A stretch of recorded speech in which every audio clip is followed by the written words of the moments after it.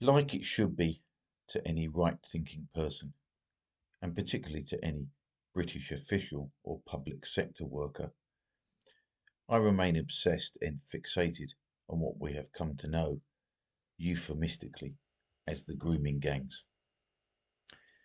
Indeed, I made my first video on the subject all the way back in 2017, a full 8 years ago.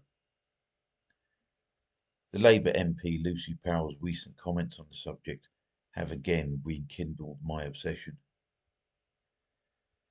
We, of course, should not be using euphemisms to describe such a despicable crime, but the term has ground its way into the lexicon of modern Britain. Euphemism or not, at least everybody now knows what it means, namely the nationwide industrial-scale mass rape of predominantly underage, white, working-class English girls. That means children, remember, by organised gangs of overwhelmingly Pakistani or Pakistani heritage adult Muslim men. Like I say, we all know what it was and what it is, since it appears, despite the outrage and the publicity, it remains an ongoing issue. Beyond all human comprehension and decency, it's still happening. As I mentioned in my last video, I have been having fairly in-depth conversations with X's AI bot Grok. Again, as I said, I'm not at all sure how useful these conversations are, but it seems that I am unable, as the saying goes, to let it lie. And it has been illuminating. I make a hyperbolic and contentious statement in the hope of drawing out a response. Mostly this has been in the form of something like, Britain is a failed state, and my forlorn hope is that Grok will tell me something positive about my home country and will therefore change my mind. It's funny and almost touchingly human because although it is essentially clockwork, it does gamely make quite an effort before my subsequent questions cause it to reconsider its previous statements and agree with me that, quite frankly, Britain really is a failed state. And never very far away from my failed state thesis is, of course, the grooming gangs. And as I was in the mood to up the ante, I made this statement. The grooming gangs will be the end of England. I was deliberately vague about what I meant by the end, but also deliberately precise about saying England rather than Britain. So far, apart from reports of one such gang being discovered and shut down, but not prosecuted, in Glasgow, neither Scotland, Wales, nor Northern Ireland seem to have been affected to nearly the same degree as England. But as I say, I was deliberately vague in my statement, leaving Grok to infer what it was that I actually meant, and predictably, it listed all the things that the liberal consensus likes to believe are British and English strengths: robust institutions, the rule of law, a supposedly high-ranking position on the global league table of good governance, a professional police force, a civil service largely unsullied by corruption, and a functioning justice system. As you can imagine, it wasn't difficult to demolish most of these assumptions, since that is what they essentially were. So far, so predictable. But what was more interesting was its rationale as to why the gangs would not lead to the end of England, as I posited. Grok pointed to the fact that England had weathered many such storms in the past: the English Civil War, the two World Wars, the Blitz, deindustrialisation, the financial crisis of 2008, and interestingly, COVID.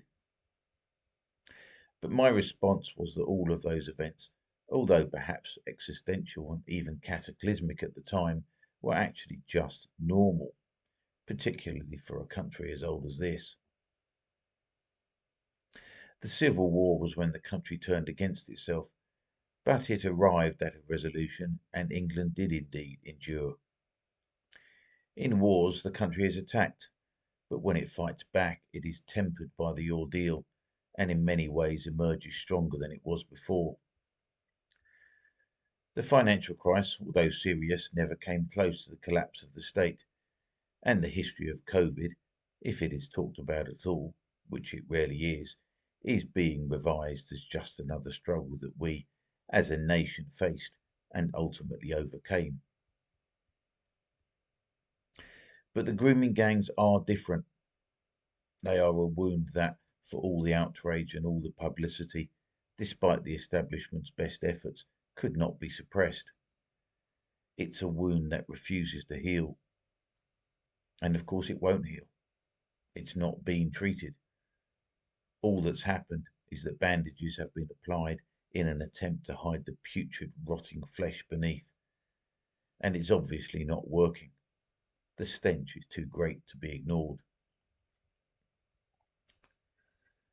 And the reason that it won't heal is that nothing of real consequence has been done.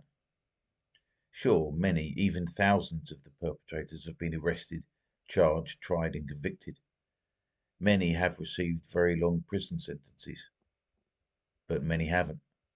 Many were given relatively light sentences that have been served, and those perpetrators are now back in their communities, where they often bump into their victims at the supermarket and are seemingly accepted back into the fold with no continued shame attached. Paedophiles from white backgrounds rightly carry that shame with them forevermore, so much so that with the connivance of the state, many change their names and can live out the rest of their lives anonymously, with their new friends and neighbours blissfully unaware of the monsters in their midst. The state likes to tell us that they know where they are and are therefore keeping a close eye on them. Considering that the British state seemingly has no idea where illegal migrants who wash up on the beach are mere weeks after their arrival, I think we can treat that assurance with the cynicism it deserves. But the punishment of child rapists is the absolute minimum that a properly functioning country should do.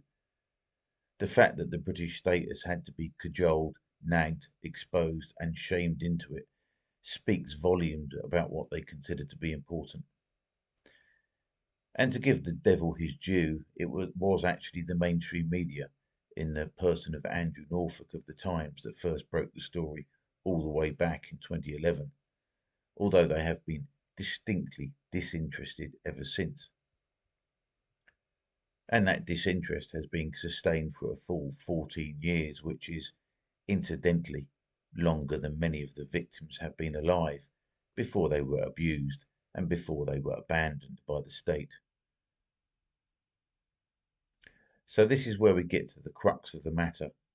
This is why this scandal is worse in its makeup than any of the trials that England has faced in its more than 1,000 years of history. It's worse because there has thus far not been a single solitary government official that has been held accountable for their crimes.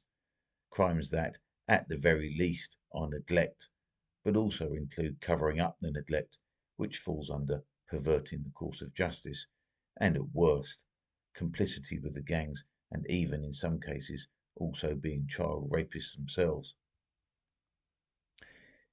It's worse because we know who these people are.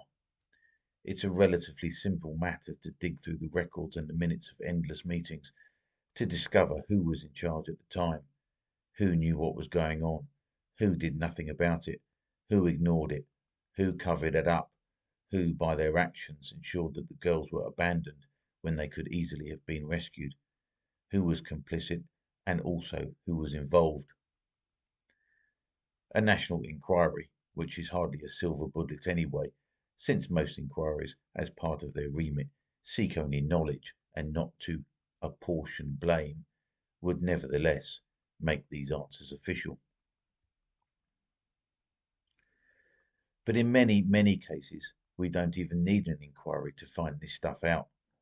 There are countless videos of, in particular, police officers, senior ones, who have openly admitted that they failed to do their job because of vague notions of not wishing to inflame racial tensions. These are policemen, some of whom must have had teenage daughters of their own at the time, who chose to prioritise their generous taxpayer-funded pensions, which many are now collecting in comfortable retirement, rather than protect the most vulnerable as well as the most deserving members of society. We know who these despicable pieces of shit are. We know what they thought of the girls, who were, of course, only other people's daughters, were not worth defending, and they had made lifestyle choices, that they were prostitutes and slags. Some were as young as 9 years old. We know who these people are. We know. The authorities know, mostly because these people are the authorities. We know, and yet we also know that we can't do anything about it. We know that the authorities will continue to hide behind due process, that they are understaffed and their budgets are financially stretched, and that there are backlogs in the system, which they blame on COVID. And in the meantime, the Labour Party in particular, who are up to their necks in this, continue to refuse even the smallest local inquiries and instead try to deflect and blame the far right for whipping up hatred. As was the case with the Southport riots, it was effectively made illegal to do anything about the murder of our girls. It was almost made illegal to even notice. The state makes almost no effort in stopping the rape and murder of our girls, but instead expends vast amounts in punishing those who protest. The state will not do anything about this, and so people, quite reasonably, think that they must. Hence the riots. And this is what is so frustrating, and this is why this scandal is different to all the other trials and tribulations that this country has faced in over a millennium, why it won't heal, and why it may very well lead to the end of England. But there's also something else, something that, in my view, makes the scandal worse even than what is generally considered to be perhaps the greatest crime in history. In one crucial aspect at least, I believe that the Pakistani child rape gangs are worse even than the Holocaust. At this point, it's necessary, having just made such a claim, to do a touch of throat clearing. I do not wish to make light of the Jewish Holocaust. That is not my intention. That event was, of course, a calamity for European Jews and, by extension, for the worldwide diaspora. We often talk of existential crises, but that really was one. If the Nazis had won, it may have resulted in the total extermination of that faith in Europe. But they didn't win, and those that survived again flourished in the continent and, of course, founded the State of Israel. Now, at the same time, I'm well aware of a body of opinion that believes that the Holocaust was not as we are told, but I'm unqualified to engage in that discussion, and anyway, this is not the place for it. But my point is that the Holocaust, for all its horror and all its scale, at enormous cost, did galvanise the Jewish people enough that they founded their own state, so as to ensure, as far as was possible, that such a calamity would never befall them again. In short, despite that cost, they became stronger because of it. But this is where I think that the grooming gangs are worse than the Holocaust. In Nazi Germany, the Jews were scapegoated. They were othered. They were separated from the rest of German society. They were blamed for Germany's ills, and they were denounced as traitors. They were the enemy within, and having been so characterized, it was made acceptable to treat them as enemies. And everything that followed was justified because the regime had decided they were enemies, enemies of the state. But the girls in Rotherham, they were the enemies of nobody. They weren't to blame for anything.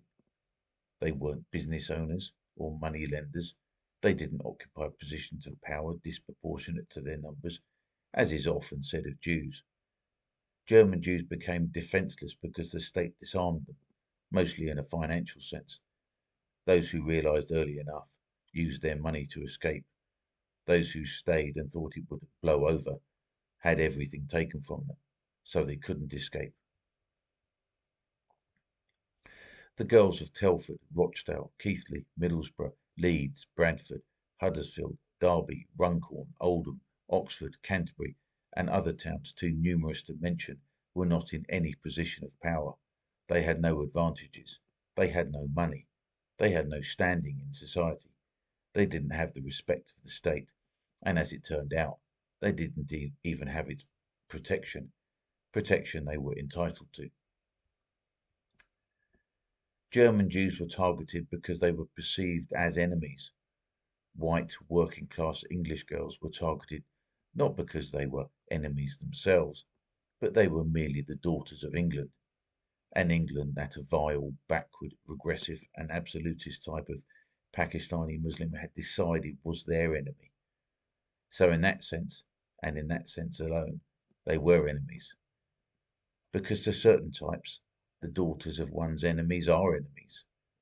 They were, in their twisted, inbred minds, simply fair game, or easy meat, as they were often described.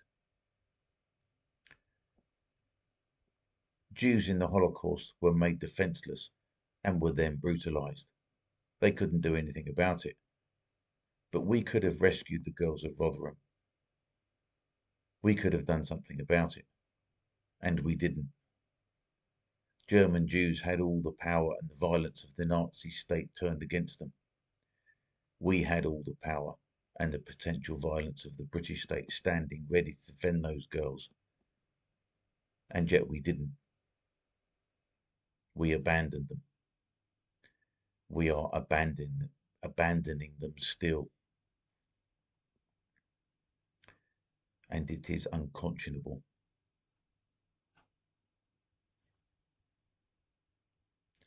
Paradoxically, the Holocaust made the Jews stronger. Some will say that in the case of Israel, it has brutalized them, as well it might, and that they have become inhuman themselves. Certainly they have become more resolute. But the grooming gangs have made us weaker, and they have stripped away any semblance of moral standing. That's why the grooming gangs are worse than the Holocaust, and why England may not yet endure.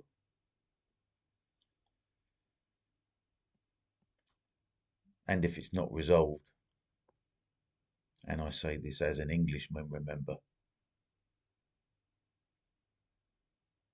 it really doesn't deserve to.